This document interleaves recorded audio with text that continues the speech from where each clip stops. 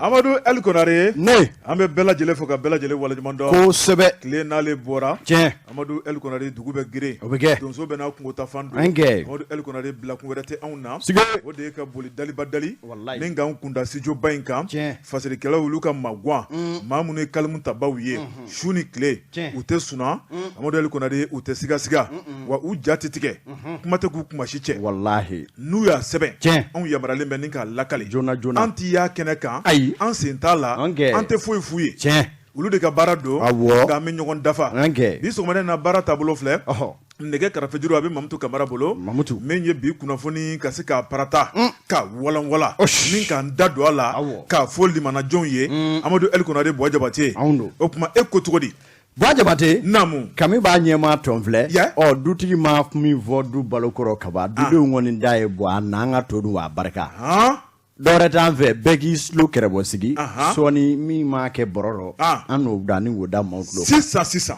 awɔ Jɛ ka pib k'a ka feerefɛnw lakodɔn.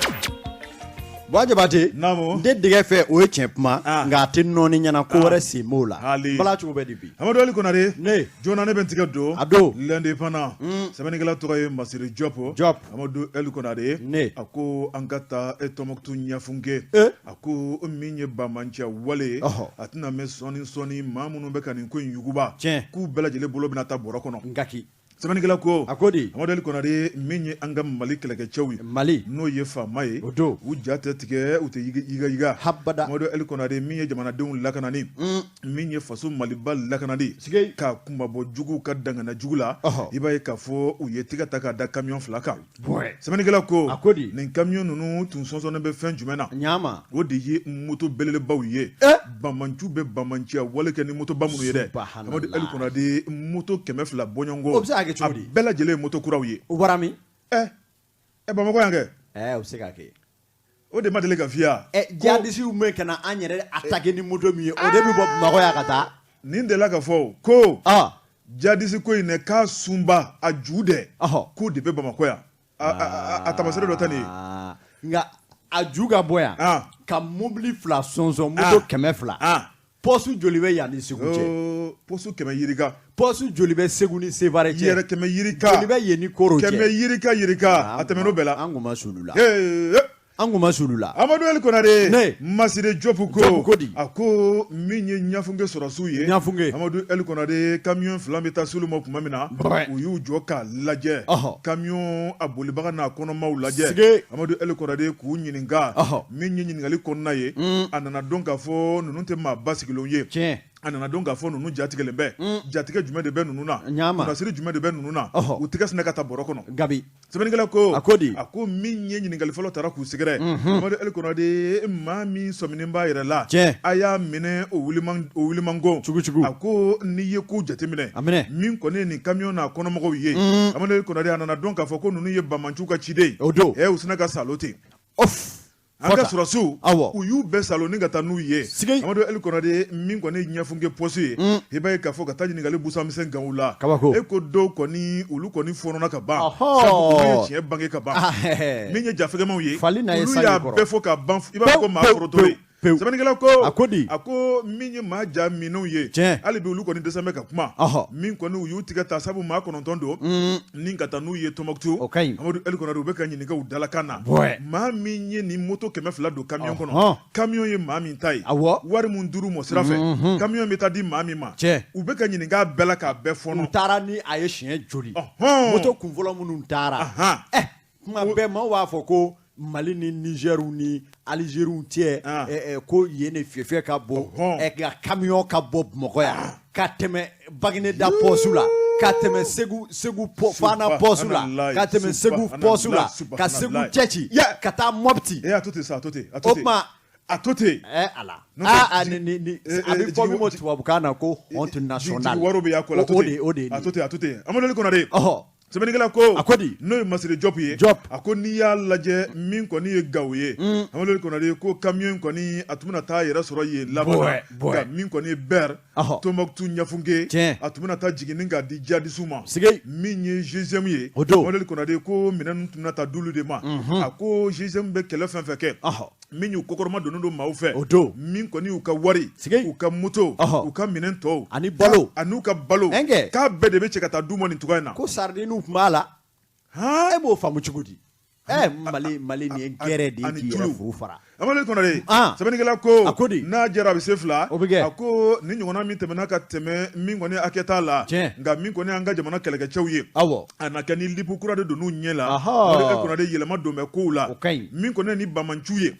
u ka hakilina jugu u ka danganiya Amadu Konare maa jumɛn de bɛ ka nafolo di Mali kɔnɔ maa jumɛn de bɛ ka nafolo di Mali kɔfɛ ko nin bɛɛ de bɛna dɔn ka ban pewu ni ɲininkali senfɛ caman dɔnnen don u dɔnnen don a caman dɔnnen bi m'u bila jate la nka u bɛ ɲini ka mɛn u tɛgɛ tali de kan tɔgɔ caman fɔra Bamakɔ yan an tɛna kɔn ka fɛn fɔ n'o tɛ caman fɔra yan a na dɔn dɔɔni kunnafoni fila nin ye an ye min bɔ indépendant kɔnɔ a ka bi bɔli don fɛn kelen bɛ bɔ u k'u janto la jumɛn agent minnu fana bɛ lakana na walahi u ka telefɔni bila u lakana u ka jate minɛ fɔra k'a bɔgɔla dɔn poste de contrôle la telefɔni la tulonkɛ dabila surasikɛ tɛ se k'i concentré TikTok ni WhatsApp kan ko e bɛ se k'i yɛrɛ lakana ka maa wɛrɛ lakana o tɛ se ka kɛ donc hiérarchie militaire k'a lajɛ téléphone ko in service la n'u ma lajɛ ma ɲa bɛ bɔrɔ dɛ an t'a fɔ k'an taraki ka bɔ sigidaladenw jiginna foyi tɛ maa si fɛ bi k'a fɔ ko kunnafoni tɛ di bilen o kɔni ye nkalon ye la population coopère kojugu dɛmɛ kɛ elle collabore n'a fɔra nka e bɛ taa e sigilen bɛ connexion da la e ka hali i bɛ se k'a dɔw ka marifa ta k'u sigilen to kunna ka taa ka sɔrɔ a ma kunu ka bɔ e bɛ se k'i yɛrɛ lakana o la k'i bɛ population lakana ka bɔ la min a ko filɛ dɛ u k'a lajɛ a fɔra dɛ Bois Jabate naamu an da laban ye boli ye kunnafoni sɛbɛn la lettre du Mali ate ale ye sɛbɛn kɛ a ko i k'a dɔn ni dɛmɛ ma don i k'a dɔn an ka Bangoni ka taa Jalakɔrɔji k'a susa fɔ min ye Ɲɔsɔnbugu sira ma i k'a dɔn k'a fɔ ko a ko kɛlen don bonya degunnen ye ni hakili b'a la sa 2018 Laji Burama waati min na a b'a ka mandat 2nan nɔfɛ i k'a dɔn u kɔni ye kuma dumani ni i k'a dɔn bɔnbɔnni don jamanaden caman da anw minnu ye bɛlɛduguni kayikaw ye a fɔra tɛrɛ bɛna kɔn kɛ u taara foto lankolonw yɛrɛ ta min ye nanzara jamanaw kan ni tɛrɛ kunkolo kura dɔw ye kasa waasa Kayi n'a nɔgandugu biɲɛ bɛ se ka i k'a dɔn tako kelen kɛ IBK ye o fɔra cogo min na o kɛra ten maaw wotera i k'a dɔn jamana ɲɛmaa ye mandat 2nan sɔrɔ min ye k'a ta anw Bangonikaw ka taa min ye Jalakɔrɔji k'a susa Ɲɔsɔnbugu min ye k'a dɔn cɛ min kɛra maaw ɲɛnɔ ye fana k'a fɔ ko kalo 15 ko u na lahaw ta sira belebele dɔ bɔ Bangoni na o n'a tɛmɛ Jalakɔrɔji fɛ ni ka taa kun fori fɔ i k'a dɔn Ɲɔsɔnbugu a kun ye mun ye min ye lahaw ta mobili belebeleba minnu bɛ taa Muritani minnu bɛ bɔ Senegali ka na Mali la olu ka cali fanga bonyana kosɛbɛ Samɛ sira ni Kati o tuma nin n'a kɛ sababu ye kɔfɛ bɔ sira na sɔrɔ wa min ye gidɔrɔn yɛrɛ ma da min ye gɔngɔn min kɛlen don ka suwa ni ɲɛ bila Jalakɔrɔji n'a nɔkamaw la o yɛrɛ na ba pewu Bois Jabate a kɛra sababu ye yen n'a nɔgandugu bɛɛ lajɛlen bɔra ka kala ta Laji n'a ka jama ye nka ko min ye kalo 15 sira min bɛ dilan bi y'o san 6 de ye tɛk hali bi ɲɛma sɔrɔ ko la kalo 15 san 6 san 6 bi le 3 mai dɛ bi yɛrɛ de y'a san 6 Mali kura sɛbɛnnikɛla ko a ko n'i y'a ta ni k'a lajɛ san 2017 nin sira kofɔta in baaraw de daminɛna k'a bɛna kɛ kalo 15 kɔnɔ samiya tɛ min na nka min y'an bɛ donni min na i ko bi a ko balan bɛ ka dɛsɛ kolokoto co sigidaladenw yɛrɛ ɲɛ b'a la hali u tun bɛ to ka taa mansinin kelen minnu ngolongolo o bɛɛ tununi circulation na min ye k'a dɔn sira dilanlaw kɔni entreprise kɛrɛfɛ tɛ sɛbɛnnikɛla ko nin ko in yɛrɛ ye mun ye sira min yɛrɛ cogoya ye ko jigifa sira o sira kɛlen jigiwari sira ba de bi ka ɲɛsin k'a dɔn k'a fɔ Bangoni Jalakɔrɔji ka taa Ɲɔsɔnbugu mara la sɛbɛnnikɛla ko min jigilatigɛ jumɛn bɔra ko in kɔnɔ a ko n'i y'a ta ni k'a lajɛ musaka ko ni sɔrɔ ko nasaratigɛ fɛ min ye k'a dɔn nin sira in kun ye sira jɔnjɔnba ye Bois Jabate min tun bɛ kɛ sababu ye ka taa ni ka segin sɛbɛkɔrɔ nɔgɔya nin yɔrɔ in na wa lakanako yɛrɛ la a tun bɛ belebele ni dɛmɛ yɛrɛ kɛ k'a sababu kɛ mobilibaw ka cani ni bɔ ka bi fanga ka bon Samɛkaw kan nin bɛɛ lajɛlen de tun bɛ ban a sɛbɛnnikɛla ko an solila ka bɔ an ma taama dɛ min ye k'a dɔn k'a fɔ ko in n'i taara ka baara jɔlen to kɛ wa min ye dugumaw k'a daminɛ dugutigi ni dugudenw mɛrɛw ni funɛnkɛninw u ye jɛrɛ kɛ ka n'a ye k'a fɔ ko kura jɛn bilalen ko rɔ Buwa Jabate n'i ko sira ka dilan maa minnu bɛ yen ni sira fɛfɛ hakɛ mun bɔra ko ka sira dalawolamaw ka bɔ sira la u ko min ma déguerpissement Buwa Jabate i k'a dɔn sira dɔnbaw ko n'o ma kɛ k'an bɛ san 100 kɛ yan Jalakɔrɔji sira k'a tɛ dilan maa minnu kɛlen don ka sira in maminɛ ni magasinw ni butigiw ni denbayaw bɛ yen fɔ olu de ka wuli nka sɛbɛnnikɛla ko ɲɔ bɛ ɲɔbugu ta kan b'a la ni sira bɛ dilan a bɛ jate minɛ projet baarabolo kɔnɔna la maa minnu bɛ yen n'olu bɛ sira da la olu bɛ wuli ni wulik'a jɛn ye olu de bɛ recenser k'olu cogoya fara ɲɔgɔn kan Buwa Jabate ni ka tila ka musaka hakɛ min kan ka don o la o bɛɛ de bɛ don projet baarabolo kɔnɔ nka sɛbɛnnikɛla ko dɛsɛ kɛ bɛ o la kolokoto co jɛkulu fɔlɔ minnu sigira olu ye i k'a dɔn o lisi fɔlɔ min kɛ o yɛrɛ sɛbɛkɔrɔ sumalen don ministre des domaines o la tabali jukɔrɔ ye hali u t'o yɔrɔ dɔ bilen min ye i k'a dɔn dugula maa minnu yɛrɛ bɛ sa Jaki bolokɔ ni sɛbɛkɔrɔ sini ala Madina la Madina Sisɔgɔ ale tɛ i k'a dɔn an ka sira ko ni minɛnko ni taa ni ka segin ministre ko Madina dɛsɛ mɛ kolokoto co k'a sababu kɛ dɔw ye jalaki bi olu tun b'a fɛ transition in kɔnɔ Madina sigilen ka boli biribiribiri ka taa Jalakɔrɔji sira lajɛ ni ka hakilina jɔnjɔnw da nka o de fana mɛ i k'a dɔn panga woloki la i k'a dɔn a ka bureau n'a ka denbaya cɛ a tɛ taa nin ko in jate minɛ foyi t'a la ka ɲɛnabɔ k'o bɛ se ka faamuya cogo di o kuma dɔw ko tile fila in na k'u b'a ŋunuŋunu na jɛkulu dɔw na sigi ni ka taa maa minnu ma ye n'olu kan ka wuli ka bɔ siraba in da la jateminɛ ka kɛ nka olu kan ka bila hokumu min kɔnɔ n'o ye indemnisation ye dɛ Buwa Jabate o de fana ye ka taa ba 4 solasiri 6 ye o kuma ko kɔni an bɛ don min na i ko bi maaw kɔni ni kamana guwa de bɛ ɲɔgɔn na wa samiya in don dɔ ni fɔra ko hali ka taa ci la Jalakɔrɔji mairie la ne b'a to fɔ ka bɔ i bɛ taa cogo di ji bi kɔ de bi lango sira kan i bɔda yɛrɛ t'i bolo nka o sigidaladenw mi bɔ don o don ka n'u ka nasɔgɔ ɲini ka taa u tɔɲɔlen don dɛ kunnafoni filɛ an ye min bɔ la lettre du Mali la u ka bidon bɔli la Amadu Eli Konare ne bɛ n tigɛ don joona a don min ye ziere ye sɛbɛnnikɛla a tɔgɔ ye Amadu Kojo ko di dɔgɔnɔkɛ ko Amadu Eli Konare MINUSMA a bɛ taa MINUSMA t'i taa Amadu Eli Konare malidenw yɛrɛdama bilalen bɛ ɲɔgɔn na tuguni sɛbɛnnikɛla ko a ko di n'i ye MINUSMA lajɛ an ka jamana in kɔnɔ Amadu Eli Konare o ye mission multidimensionnelle intégrée des Nations Unies pour la stabilisation Amadu Eli Konare ko ka Mali ale de kɔni wele bila ma ko kana basigi sabati sɛbɛnnikɛla ko a ko min kɔni ye MINUSMA nale Amadu Eli Konare n'an ma janto maa ka kɔmɔsuruku welele o b'i ka kara f'i ye dɛ sɛbɛnnikɛla ko a ko MINUSMA mana don jamana o jamana kɔnɔ Amadu Eli Konare maanifinw de bɛ tila fila ye u bɛ don maaw n'u hakili cɛ min ka dɔw kɛ banna ye ka dɔw kɛ bololangolo ye ka dɔw walakɛta ye Amadu Eli Konare ni ka jamana fan dɔ suma ni ka fan dɔ kalaya sɛbɛnnikɛla ko malidenw tun hakili bɛ min na Amadu Eli Konare ni MINUSMA nana ka ban kɛlɛ jugu min b'an dala n'o ye jadisi kɛlɛ ye nin y'o bannen nka a kɛra o contraire sɛbɛnnikɛla ko maaw mun nak'ale lɔ u nak'ale ma lɔ yɔrɔ in ka di ko ye n'a bɛ yen dɛ sɛbɛnnikɛla ko a ko cogo di n'o ye Amadu Kojo Amadu Eli Konare Ichwama a ko n'i ye jateminɛ kɛ kalo salen n'o ye avril kalo tile 28 n taara dɔ gosilen tun bɛ jamana in kɔnɔ ko maanifinw ka bɔ ni ka lajɛw kɛ lajɛ min senfɛ MINUSMA ka gɛnni ka bɔ Mali kɔnɔ Amadu Eli Konare daw bɛ don o la n'i ye jateminɛ kɛ o baara yɛrɛ ninnu donna an ka faaba kɔnɔ yan commune 5 la n'o ye palais de la culture Amadou Ampati Ba Amadu Eli Konare yɛrɛwolo debout sur les remparts olu ye bali dayɛlɛ sɛbɛnnikɛla ko o waati kelen Mali yɔrɔ caman na maanifinw bɔra min kɔni ye drapeau de b'u bolo k'a yira k'a fɔ MINUSMA ko a nege t'anw na bilen dégage o bɛ min fɔ ta ka bɔ yen sɛbɛnnikɛla ko munna MINUSMA ka taa ka bɔ yen k'a kɛra jigi waro ye Amadu Eli Konare jigi danbɛ maa min kan k'a bɛ n'i ka bana labɛn n'o nana kɛ bana yɛrɛ juguyaba ye o kuma sigikun jumɛn b'o la bilen sɛbɛnnikɛla ko n'i ye MINUSMA jateminɛ Amadu Eli Konare janfanjugu min ye dibidibila ko Amadu Eli Konare u bolo taara bɔrɔ kɔnɔ yɔrɔ caman na n'a ma ye k'a fɔ ko Mali ye Faransi barika ni gɛn Amadu Eli Konare MINUSMA bi yan ko Mali solilama taama sabu MINUSMA ka cɛ kumaw a nunjuru min y'a barajuru ye bɛ faransi de bolo sɛbɛnnikɛla ko ni barikani taara MINUSMA bi yan maa bɛ se ka fɔ hali bi faransi bi yan dɛ o tuma ni faransi bɛ sigi la hali bi min ye MINUSMA ye Amadu Ali Konate maa 115 n'a kunkanfɛn u bɛ munumunu na Mali dugukolo kan mun de kelen na jaabi jumɛn de bɛ ka di malidenw ma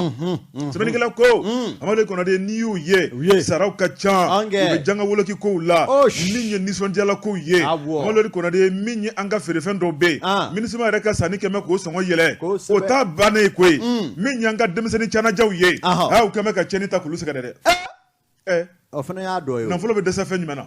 o tiɲɛ ni nafolo bɛ yen ka ban tɛ dɛsɛ foyi la caman fana bɛ baara la u bolo bɛɛ la nadani bɛ bɔ a sɔrɔ sababu o do sɛbɛnnikɛla ko ayi bada sɛbɛnnikɛla ko Amadu Ali Konate ni Bamakɔkaw ka taa bila Mali yɔrɔ caman na olu bɔra k'u kankɔrɔta MINUSMA ka taa ka bɔ yen Amadu Ali Konate o dugusɛjɛ min ye Nɔrikaw ye ka daminɛ Gawo ka taa bila fan caman na olu fana bɔra ni ka lajɛ kɛ ko MINUSMA tɛ taa bi a tɛ taa sini ka fɔ dɛ i n'a fɔ Bamako maa dɔ wulila ani kɔrɔ fana jamana région maa dɔ fana wulila ko in kɛcogo ye o dɛ n'o tɛ e ye ne kuma kan mɛn aro fɔlɔ wa a kana sin k'a fɔ ko Malidenw wulila e ma ɲi ka kuma la o e ma ɲi ka kuma o tuma ne tɛ Maliden ye wa i ye Maliden e ye Bɛlɛdugukaw kuma kan mɛn wa i ka profession kama i ka baara kama i ma ɲi ka kuma ne la baara ye mun ye i ka baara ye kunnafoni di ye o kɔfɛ dun i bolo ja ma ɲi ka ye o kɔfɛ dun i ye sɛnɛkɛla ye ne ye jamanaden tuku nka ne bɛ kuma Bɛlɛdugukaw nka fugulanba b'i kunkolo la o de ye kunnafoni di fugulan ye i bolo ja ma ɲi ka ye nin ko la jamana ko maa na bɛɛ bɛ dɔɔnin fɔ koyi i tɛ to k'an da fɔ o tuma i t'a fɔ a ka di ye wa a man di ye min f'i ye Faransi tun tɛ yan wa jɔn ye Faransi wele Mali Faransi ma taa wa pewu a taara cogo di Mali ko k'a ka taa population de y'a ladaa wa Mali gouvernement ko k'a ka taa gouvernement de m'a wele wa jɔn ye MINUSMA ladaa Mali gouvernement de y'a wele ni gouvernement ye sɛbɛnni kɛ bi ko an tɛ fɛ MINUSMA ka mandat ka renouveler a bɛ renouveler wa tile tɛ bin k'u to yan tile tɛ bin k'u to yan faamaw b'u dogo jamaw kɔfɛ cogo di ko MINUSMA ka taa nin ko in a furulen don dɛ c'est pas normal Amadu Ali Konate ni autorité jamana mara an dara olu de la ka jamana mara nujuru di olu ma ni olu b'a dɔn tigitigi MINUSMA taali ka bɔ an bolo o de bɛ kɛ sababu ye o ma Faransi gɛn ko Faransi toli a k'o tɛ arrangé wa kosɛbɛ n'u y'a dɔn ko MINUSMA fana bilama de bɛ k'u ka baara tiɲɛ u bolo u kana se ka jamana kɛ jamanadenw sago ye u kan ka mun de kɛ joona ka lettre kɛ k'a bila ka taa Nations Unies la k'a fɔ anw wele mandat wa n'a fɔlen jatigi kɔ an tɛ fɛ a da nin kokɔri ka kɛ nin don ye ni juin tile 30 dugu tile binna an tɛ fɛ k'o ye yan bilen o tɛ tiɲɛ ye o y'a bannen i ka kuma ɲɛ tiɲɛ dɛ mais maa minnu bɛ yen n'olu ye fanga kɔkɔrɔ donbaw ye olu de bɛ ka wuli ka maaw su ka kɛ bɔlɔ kɔnɔ o faamaw yɛrɛ sigilen tɛ n ko ko dɔ bɛ yen sa ko dɔ bɛ yen cɛ ka kɛ cɛ ye ni Mali faamaw tɛ fɛ MINUSMA ka si u ka sɛbɛnni kɛ a ma ban wa n ko ko dɔ bɛ yen a ma fɔ ko Faransi de tun bɛ kuma an jɔ a la ko an n'a ciw tun tɛ lase wa diɲɛ bɛ kuma an jɔ a la sisan Mali kɛ an yɛrɛ tɛ kuma an yɛrɛ jɔ a la ni MINUSMA tɛ an arranger faamaw yɛrɛ ka sɛbɛnni kɛ parce que an dar'olu de la ka bila an ɲɛ bon nin ye ne yɛrɛ ka hakilina ye i ka hakilina ka ɲi e ko cogo di wa i ka hakilina dɛ e tun t'a fɛ ne ka hakilina fɔ e kɔnna ne ɲɛ dɛ n'o tɛ kojo fana kɛmɛ k'u sɛbɛn yan kojo kɛmɛ k'a sɛbɛn Amadu Ali Konate a ko dɛ ko ni Mali ɲɛmaaw tɛ fɛ MINUSMA ka to yan dɛ ko ni kɛlɛko yɔrɔ bɛ min a ma ban wa mankan tɛ wɔlɔ tɛ ne de y'i wele n ka dugu la dɔ ko a ka to yan dɔ ko a kana to yan Mali ɲɛmaaw de bɛ se ka nin jalatigɛ joona MINUSMA ka nali a mandanw ye u ka to Mali la a bɛ k'an ka yɔrɔ tiɲɛ a bɛ k'an senkɔrɔla ɲagasa o tuma Antonio Guterres n'i ka jama an jɛna MINUSMA an jɛra kɔ ni aliyafa a y'aw ka minɛnw cɛ a ka Mali haramu mais ko yɛrɛ gɛlɛma ye min ye bɔ maa minnu yɛrɛ fana bɛ ka balaba ni dununba ta pindi pendant transition kɔ olu de wulilen bɛ ko u ti si yan u tɛ gɛn a bɛ ka maa minnu dɛmɛ n'o ye a ka faama sɔrɔdasiw ye olu tɛ ka kuma aw b'aw sɔn ko dɔ bɛ sa ou bien sɔrɔdasiw de dogolen faamaw dogolen dibi rɔ ka ninnu su ka bila bɔlɔ a ser'o la wa ni MINUSMA t'a arranger an ma bɔ Faransi on répète 3 fois Faransi k'a ka kasaw cɛ u kana an bɛ 48 heures de d'u ma an t'o kelen kɛ MINUSMA la bouche autorisée Sassim Hachimi et on passe a n'a ka gouvernement u bɛ nin colo la an filɛ Bɛlɛdugu an mago bɛ balo la jamana gɛlɛyalen don kow ka ca kelen cogo di samiya ma daminɛ fɔlɔ sɔrɔ de kɛra ɲinan Ala kana mɛnba caya ninnu ye futilités de ye sɛbɛkow de ta an ka taa mɔgɔw ka jigiya hakɛ mɛ Asimi bolo bi Wa me min viena mali de de maloyale do asimina jewma ma be ku bonya subhanallah u dale mamunu na ku bla jamana mara yoro la nu mu nyengene bula a chama me ka mauto yo de ugu agli to ala de parce que do be ka trafic d'influence ke eta do ne CNT mai ne ka suruna walma ne ni mini nyeni nu mu jantula ubi bali mali don de fole la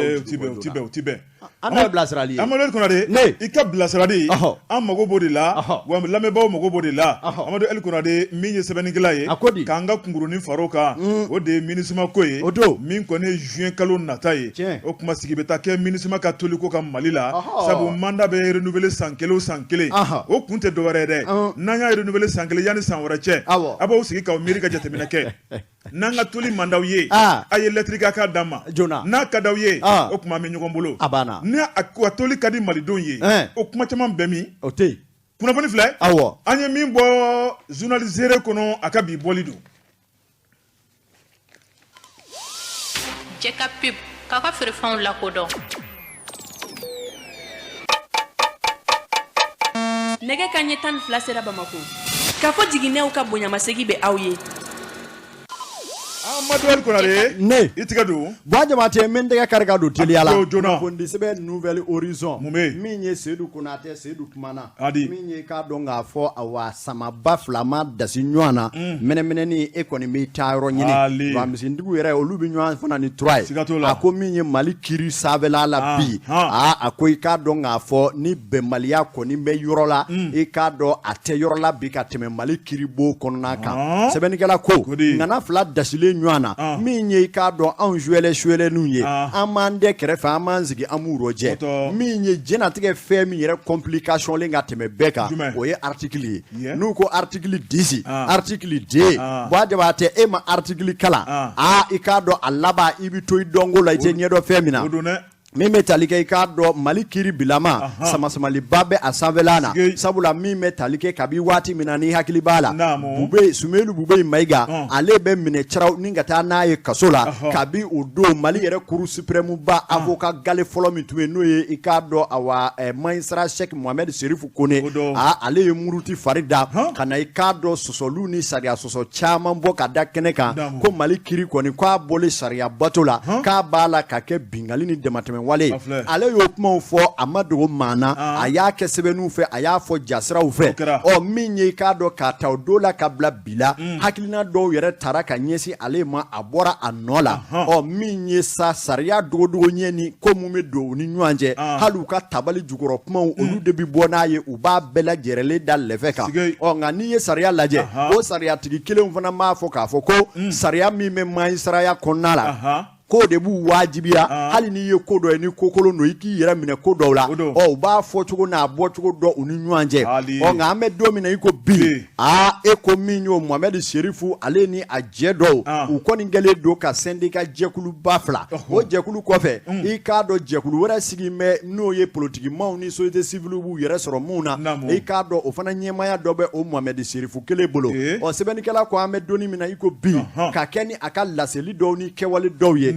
Mali kiri yere sa eko uma sebenge ninga kado Mohamed Serifu yere wele ula kiri sodo nyema akata wala sa le comment le pourquoi les explications boa abipuma ba munu ni komununge ka jamana kiri tengelema ka kwa yere nyefo sabula ko saria so ba de do ikado ngafo jamana kiri saria tabulu la sebengela ko Mohamed Serifu sebe kelenwo kelema bo abe page flabo abo jabi ako ikado our inspection de travail oye ikado chakeda bonda mi nyeshini ndokiri tigila mauka kodo jate minelima olu folo ya wele akwa tita ati machi sabula olute ale wele baye dangana yani bara saria mumbe ukako ukono ko omanganga ale lame ni zuguya inga choko shila o abolo la sa minye kado tribunare komini seng eko awele nde yevana biso komada inade ikado ko akanga ta jabilike yano jabilike ko ayre kona ayesebembo kabikunungo sabula ka yesebembo mina aye tengele malibata ka nyesi malikiri ministry ma no ye kado Mahamadou Kasoge k'a ko k'i k'a dɔn donatɛmɛ fanga bilama Boa Jabate sariya sɔsɔ damanda k'o de ɲɔ ɲalen don a kɔnɔ wa min ye yɛrɛ Serifu jigi latigɛ kosɛbɛ o ye k'a fɔ Mali manji sara kiiri tigilama jolen dɔ yɛrɛ de ye minisiri kiiri minisiri ye i k'a dɔn e ni maa minnu bɛ baara la n'o ye tuma furanjɔrɔ fanga maa ɲɛmaw ye Serifu ka fɔ la dɛ ko olu kana sariya dogodogo ɲɛ bɛɛ dɔn sa nka e min ye manji sara ye ka kiiri dɔn fo ka t'i kɛ a minisiri ye ko fɛn min ye sariya sɔsɔ ye k'e ka kan k'o dɔn dɛ o tuma kɛ de bi jigin Mohamed e k'a dɔn Mohamed Kasogela k'a sababu kɛ o bɛ ka don ko dɔw da fɛ ale yɛrɛ fɛ e k'a dɔn sariya yɛrɛ kɔnɔna la o ye sariya sɔsɔba ye ninnu ye kumaw ye a ma taa ni kuyɛri kɔ ye koyi a y'a ɲɛgɛn k'a ɲɛgɛn i k'a dɔn ni maa min n'a kalan ma taa yɔrɔ jan Serifu la tubabukan ninnu biɲɛ tɛ a faamu dɛ magistrat de o ye kuma bannen o ko bi a welele ko kura m'a dɔn n'i taara o kɛnɛ kan ye i taatɔ i bi dictionnaire juridique i b'o 7 de sa a t'i sigi a ka ɲininkali in bɛɛ n'o tɛ i t'i fɛn mɛn o Amadou Konate a ka ɲininkali in bɛɛ hakili jigin min na don dɔ conférence de presse dɔ kɛnɛ kan kunnafonidilaw ni kunnafonidilaw bɛ ɲɔgɔn na conférence de presse la dɔ ko a bara ta dɛ ɲininkalikɛla ma ɲininkalikɛla bolo magistrat bolo o ko in bɛna kɛ cogo di a ti jari dɛ a fɛn tun ne bɛ ti yɛrɛ maa dɔn article bi durusi bi k'a da fa bɛɛ fɛ a ti ja o sɛbɛnnikɛla ko Serifu bɛ ka taa taabolo min na a laban tubabu b'a fɔ min ma stade de non retour e ko sele yɔrɔ min na bɛnni na kɛ ninnu na bɛn kɔrɔ bilen de a laban min ye conseil de discipline u la magistrature yɛrɛ ɲɛmaaya soba kolatigɛ jɛkulu min bɛ yen a laban e k'u tɛna Serifu yɛrɛ wele ka taa kuma a ka ko kan tun wa ko bɛ ka taa taabolo min na sɛbɛnnikɛla ko a guwanlen dɛ sabula anw de bɛ siran kiiri tigilamɔgɔw ye nka olu yɛrɛ dama de b'a dɔn min ye min ye e ma ye u ja ka fari ɲɔgɔn na wa n'o tɛ ni nin ye anw ye ɲama y'a sɔrɔ an ye yafa ɲini an dara an ka so outrage sama sɔrɔ an kulo bɛ outrage la fan bɛɛ nka ni maa gansan ye magistrat jɔ a yan o ye outrage ye magistraw yɛrɛ dama tilen jɔ a la i b'i ta kɛ lamɛn o de ye mun ye ne ta n tɛ fɛn dɔw la foyi donc k'a fɔ ten o tɛna kɛ problème de discipline ye ou bien violation ɲininkali tɛ wa i t'i ta daw ma ten dɔrɔn a ko i ma nɔgɔn dɛ i fana n'a kalan ka gurin ni a ko i ma nɔgɔn dɛ daw ma dɔrɔn ɲɛ bɛ min na fɔ dɔrɔn an ka tɛmɛ kunnafoni filɛ naamu an ye min bɔ nouvelle horizon kɔnɔ Amadou Konate dɔnkili min bɛ maa kɔnɔ n'i bilal'o la o fɔcogo tɛna bala siga t'o la info matin sɛbɛnnikɛla tɔgɔ ye Siguba Siguba ko a ko an ka taa Ɲoro di Sahel la Ɲoro di Sahel n'ale ko fɔra Amadou Konate a b'an hakili jigin Mohamed Dawulo Cheikhna Aidara ni bɛɛ ko a ma ko Buye cɛkɔrɔba ale kumana sɛbɛnnikɛla ko cɛkɔrɔba ka kuma man ca min ye cɛkɔrɔba ye selincini tɛmɛnen kɔfɛ Amadou Konate tile 11 tɛmɛnen kɔfɛ cɛkɔrɔba bɔra ka kuma a ko mun n'i ye kuma ninnu lajɛ kuma girimanba don a ko malidenw n bɛna kumaw ye a ko n kɛn bɛ ka fɛn dɔ jateminɛ Amadou Konate Mali ye an bɛɛ lajɛlen facɛn ye Amadou Konate a ka kan bɛɛ lajɛlen a ko jamana sariya sunba kura n bɛ k'a lajɛ n bɛ k'a lamɛn fɛn minnu sɛbɛnna kɔnɔ maa minnu y'a baaraw kɛ n ye maa bila k'a kɔnɔ kuma bɛɛ lajɛlen fɔ n ye n y'a bɛɛ lajɛlen dɔn k'a dɔnna kari fɛn minnu b'a kɔnɔ ne Buye Aidara Ɲoro Sirifukɛ n tigɛra la n dara la ka di ne ye Buye ko k'a ka d'ale Buye ko Amadou Konate min ye a kanubaw ye min ye a ka tɔndenw ye Amadou Konate k'a b'a ɲini u bɛɛ lajɛlen fɛ min ye ɛji maaw ye n'u ye don dɔ boloda k'u ka kɛ kalafili dɔ ye référendum ye n sɔnna walima ma sɔn k'ale kanubagaw k'u ka sɔn sariya su in ma da a kuma banna nouvelle constitution kɔni k'ale dara la ka d'ale wa k'ale kanubagaw ka sɔn ko a y'a bɛɛ kalan k'a bɛɛ faamu pewu kuma banna Amadou Konate Buye Aidara Sirifukɛ a y'a yira k'a fɔ a kɛn bɛ ka fɛn dɔ jateminɛ Amadou Konate jamana in kɔnɔna la o de kɛn bɛ sama-samani belebeleba ye n'o ye alisilamɛw ni ɲɔgɔn cɛ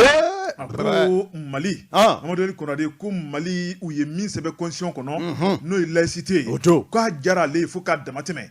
maa dɔw bɛ k'a laɲini kɛ Amadou Konate n'o ye limama ye ko k'a yɛlɛma a ko yɛlɛmali t'ale fɛ la ko ye a ko tɔgɔ foyi tɛna se ka fɔ min ye laïcité ko la laïcité yɛrɛ kɔrɔ ye mun ye de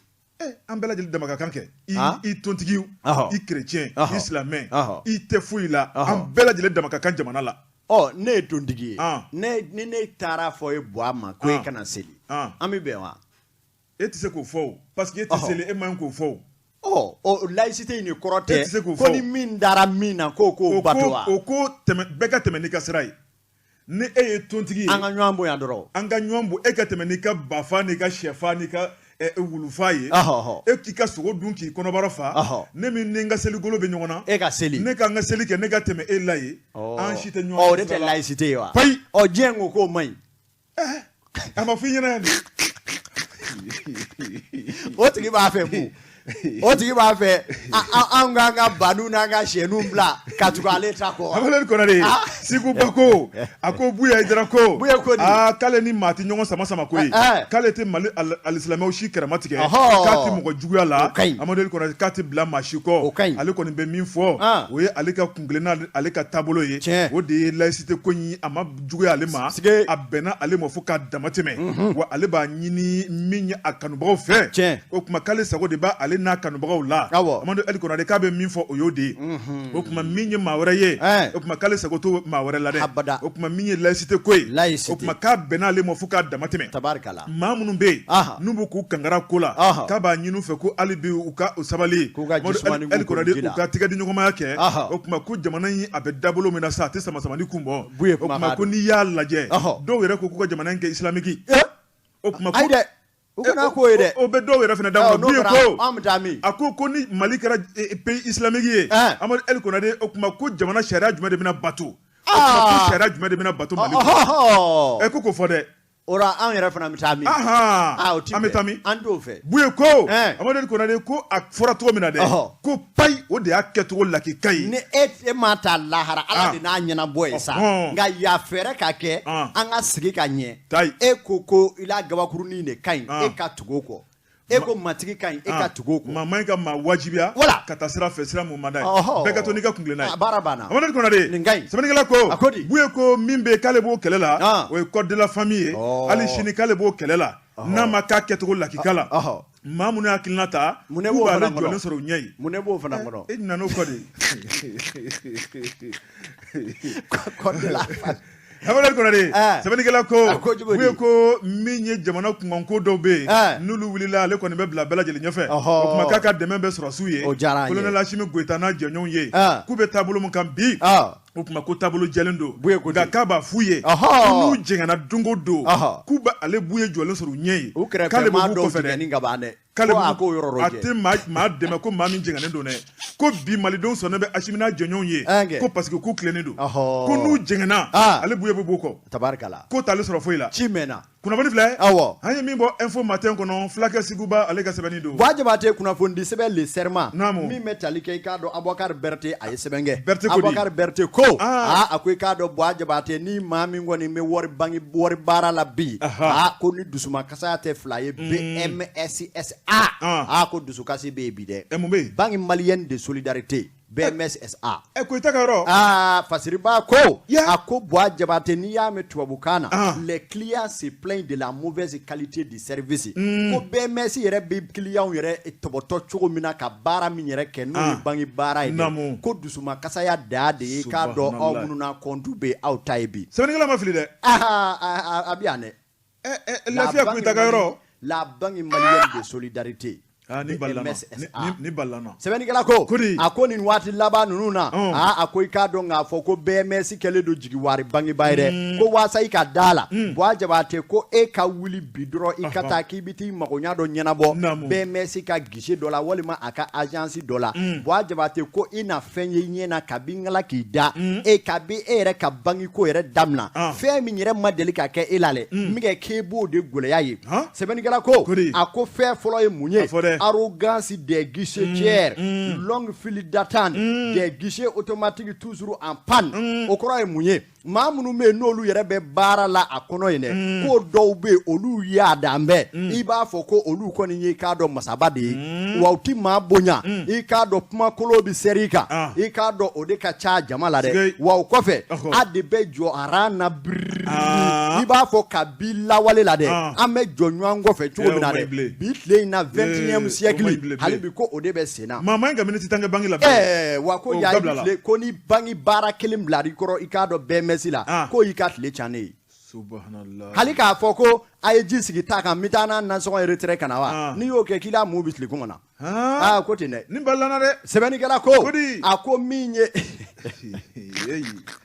ni balana i ma ye ya ni balana to b'aw la o a b'aw kun fɔ bɔ a bila banque a fɔra jamana in kɔnɔ la meilleure banque du Mali sans daminɛ mois de janvier ko ka segin a kan dɛ mois de janvier o fɔra ko bɔgɔla dɔn an bɔra janvier la an filɛ nin mois de mai daminɛ la ko yɛrɛ dabali banni o la o kɛra cogo min na kɔni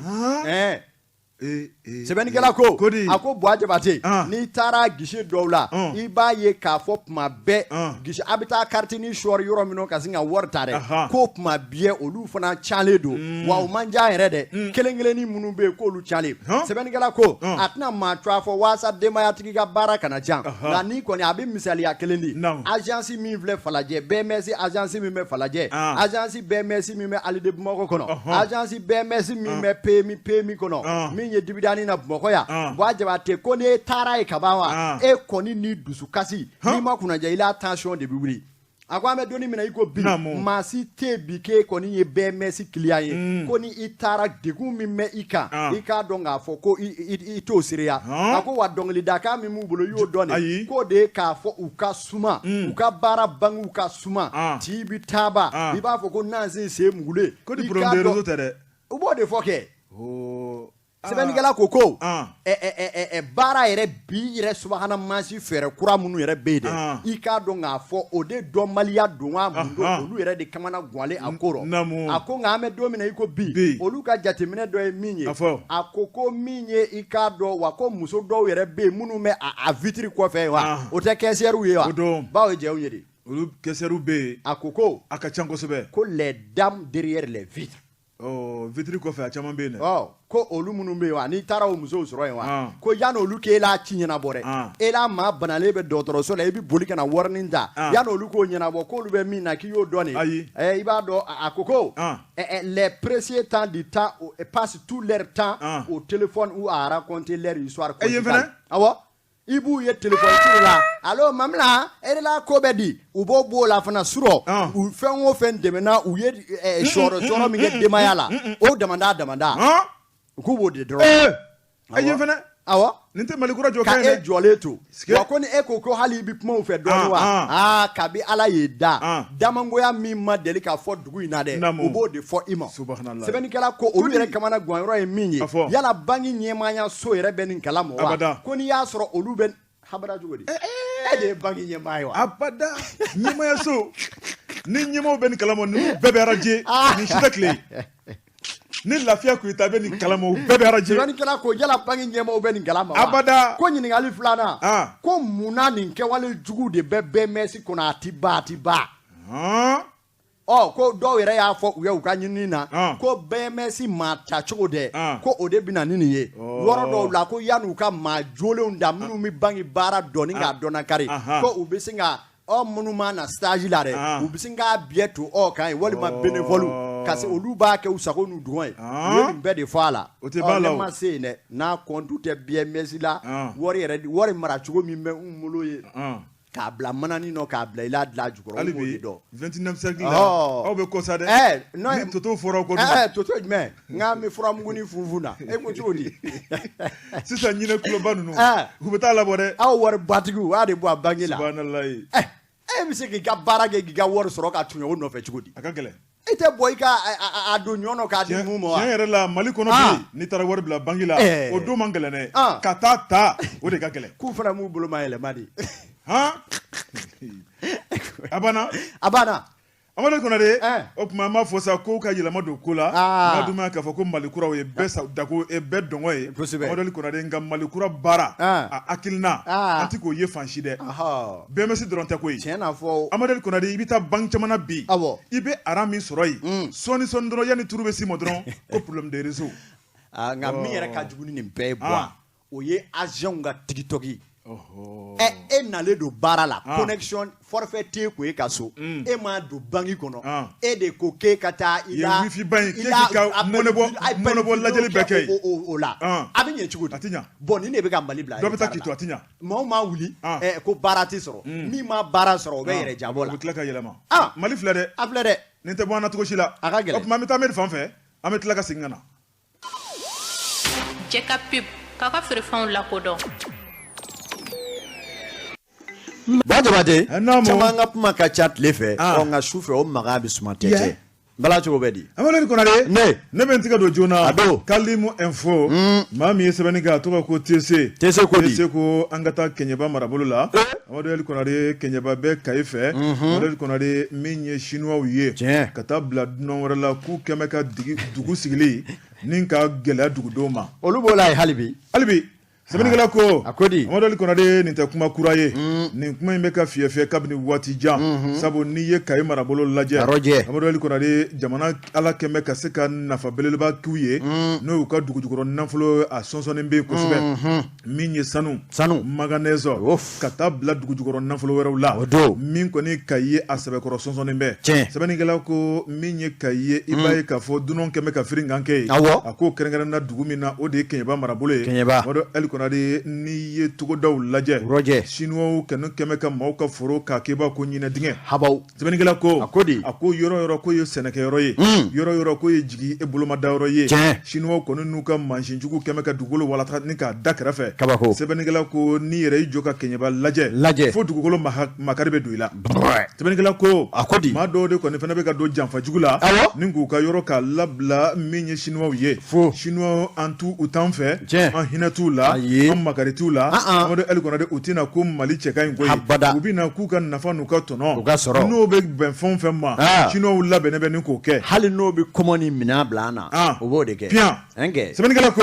Amadu Konate nin waati labanw na a bɛ komi baara tɔ a gɛrɛntɛlen bɛ kosɛbɛ sabu dugudenw yɛrɛ de bɛ ka wuli dugu caman bɛ yen ni k'u bolo fila dɔw kun ka kule ni ka dugudenw ma gɛn ka jamana marabaaw ma gɛn a ye wuli joona joona ka don an jigi kɔrɔ n'o tɛ min y'an ka foro an ka kungo kolon an ka baganw min yɔrɔ an bolomada yɔrɔ an ka jibaw bolomata yɔrɔ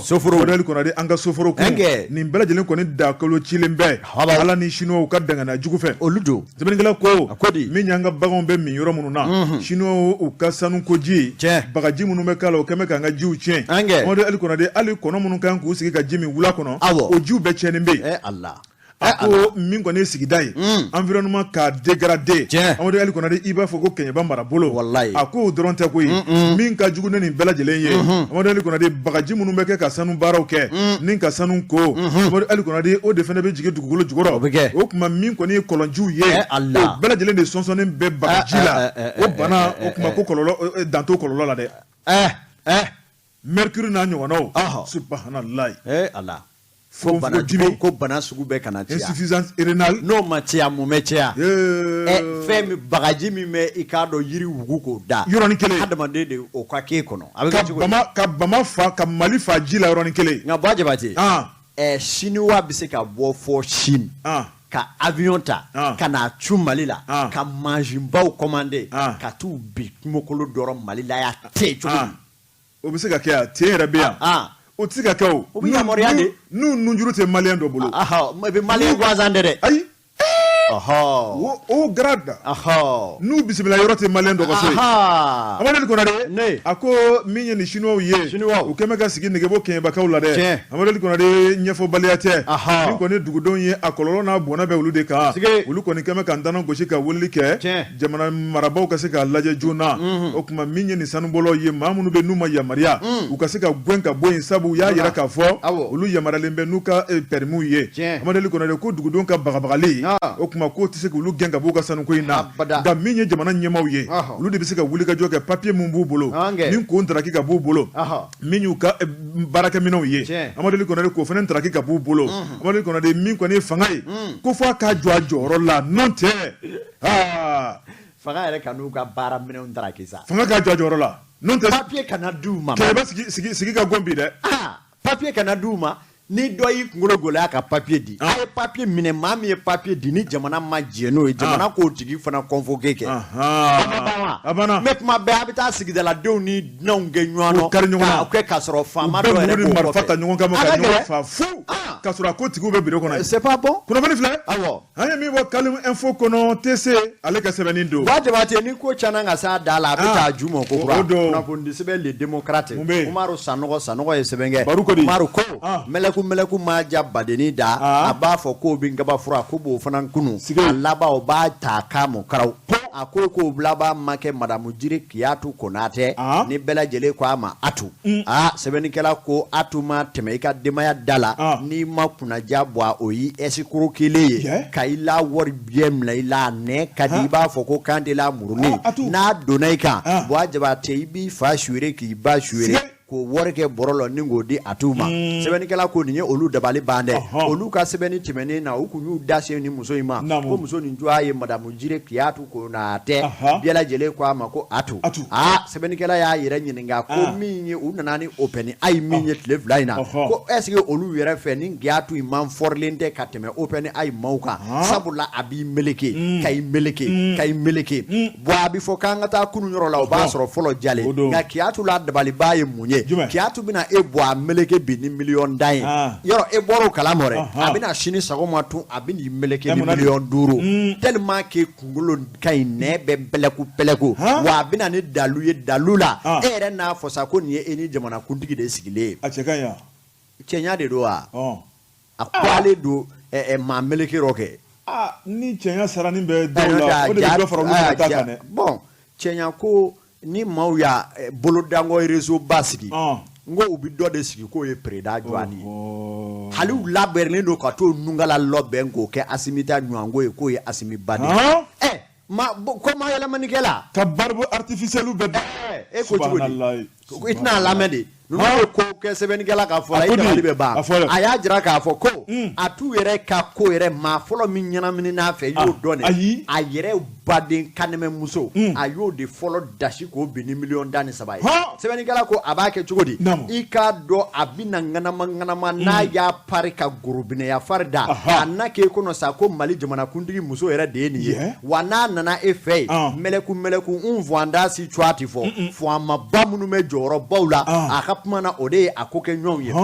a nana jɔ i k'a dɔn a yɛrɛ kanɛmɛmuso ma k'o kana i k'a dɔn miliyɔn dani a mɔ min y'o denmusonin fila ko na o burusi ɲini olu ye olu na wa kalan kɛ nansara jamana kan yɔrɔ biye hawujalen o la Mali la olu fana ko nin ko in siga bɛ anw na a y'a jira k'a fɔ i hakili la tigɛ i ko ŋɔmiyirala mɔden ne ni e ye balima ye ni ne ye ni ɲɔgɔnko mɛ ni ne ma ye dɛmɛ mi diɲɛ nɛmɛ o tuma a ko an bɛ nin ko min na nin ye ko jɛlen ye sabula min yɛrɛ ye jamanakuntigi yɛrɛ dɛ o yɛrɛ juwa kɛ ne ni o de bɛ nin baara la o kuma ale bɛɛ la ale sigara dɔɔnin koyi nka a nana ni cɛ dɔ ye haraba o yɛrɛ fana na cogo i b'a dɔn ko nin tɛ maadenni ye u nan'o jira sa o ye jamanakuntigi yɛrɛ juwa kɛ o kuma ko u y'ale kɔni meleke miliyɔn 10 ale y'o kuru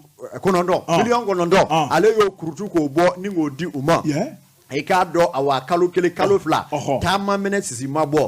denw ɲɛ tɛ ka sɔrɔ ko la o y'a sɔrɔ a bɛ taa haraba min maaw ta baara la min maaw don douane na min maaw don CNT la logements sociaux n'i ye nin wari di ka ban dɔrɔn min logements sociaux ɲini ka d'i ma nin y'a dalagosɛ de ye i karaba ka taa maaw hawuja wari daraki ka bɔ o kun sɛbɛnnikɛla ka fɔ la a ko maa caman bɛ yen olu kɛlen ka wele mɛ a yɛrɛ kanɛmɛmuso in dɛ o de fɔlɔ ye weleli kɛ o ye ɲɛfɔ o y'a jira k'a fɔ ni muso in nin ye k'a dɔn awa directeur national de l'assainissement o maakɔrɔ dɔ de denmuso don koyi wa a bɛ nin haraba de la Mali kɔnɔ ten i k'a dɔn ko a ye nin fɔ ale ɲɛna yɔrɔ min na olu ye miliyɔn 9 ɲini u nan'o di a ma a denmuso 2 ka burusi ko la hali olu ma taa sanangɔrɔba kuma tɛ i k'a dɔn k'a fɔ Mali kɔkanna ma o kuma olu tora ɲɛma sɔrɔ o ko la yanni o yɛrɛ ko fɛnɛ ka ɲɛdɔn a bolila ka na biribiri ko yɛrɛ ka miliyɔn 4 di awa ko douane a bɛ ale ta douane na yɔrɔ a bɛ maliyɛn bɛɛ kun na i m'a don douane na ka ban kɔnɔfuru ti ndolo wa o kuma i k'a dɔn fɛnɛ hawujara ya miliyɔn 4 haraba ka n'o fɛnɛ di a ma miliyɔn 13 a y'o kɛ habaw i k'a dɔn denw ma taa kɔkɔ u ma taa bakɔ yɛrɛ la douane ko hali tɛ se ka tɛmɛ douane kuru da fɛ i k'a dɔn a y'o kɛ o ko wulilen tuma min na i k'a dɔn maaw de wiliwililen filɛ ka bɔ a kalama dɛ chama nana sa kana ika awa Syria udibwa ika do ko ya soro sente talila aye muso do fana nwele ko o ka million tani nani di ko abodo sente la o ma ni ko bodo sente la ko preda ere juake ko ye ela maye eni obenina ko colonel nunu nchema colonel kwalingeleme eni obeni maraina o ma ni ube joro wo joro nofe o ka ni million di kaba o ka bla ku na ku tarola e ma sente lisi bora batara bala o kera la du bawde ni na tumenke wari minena ka wari minena jabi mi mama ko la du dira fana do ma o mu menga transition deme ala ma fana ay nani lisi kungolo sababa bla kele babla na fura abi fara jabi kabi sufe munu zomi ga ja angona ka lisi do ye crise pigio hali sini attention ba do la million fla kata wo yo fati crise be fio la de sebari kala ko aye million dan nani mna ofana na ko bo dossier ntela lisi kalana ka ba ka lisi additive kalanga ba nyema soro kola ofana ngulila ka sabara do million dan wolobla ko yo mine dollar ko bo ofana no douane no hali sini I ka do te douane direction fano ini demanda atoro de la ya tu ben mbara de la wanindam ne na sa utikalo temene 2022 kana blaika do mars 2023 aye ni mpede ke okona do be oye dikola kai ayo fana nwele haraba o kana ni milio ye abodo sentela o kokoko refatiro ni ya ni nwele ni nwana wurela na ikado awanje ki nyeno wa ibe ni ngomi na ni mani nabla mi ko fo fatila moye akara mo kono ko basira ye ko ye do fara koka sebeni kala ko ngana ko bi ndura menanga kula ni ndura ro be nywangere fe ako ikado awako na chia katia ma do de fana na sa aye million bisabani wulo blambo oku ko koni ya tarabaso ka dikiri tigila ma nwati na ko abe kaso boro bole muso ujaba lalai o sebeni kala ko akoni dalebe abe ka ikado sangulo konde ko minye ngalo kletani duru yere nata ko ala kiribike nga yani kiri ninje bwa ko commissariat tem malila mogoya ini ma do mata plendi do ni muso injugu yala abuga mamunu bolo dako sebeni kala ko ni million tani sababu minena muna aye ni mieke meye halibisa ko masaka koro ke yere kan wale jejugu gorobene ati keni sanute ati keni finite ani wake me keni samara wallahi ani parlanto ani mobili a cheka indoni ha ta fotola ni chema ibisa kan ko nuka Messi janye kuna farsugo yela Messi mo ibeni ndo abi fon mo ko brazilian wake meta ibeni ndo abada ka teme jonye ko rakito gushi bwa ifana ebi brazilian doni nyamuda nyamuda nena ngo limamu fana ata ijabu nyamuda